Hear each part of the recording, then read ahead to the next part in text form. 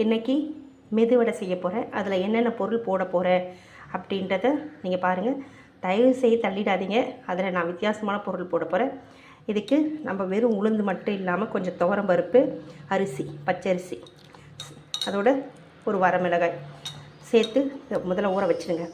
அதுக்கப்புறமா நம்ம இதுக்கு ஒரு உருளைக்கிழங்கு, இந்த மாதிரி ஒரு பெரிய சைஸ் உருளைக்கிழங்கு அதில் போட்டு நான் அரைக்க போகிறேன்.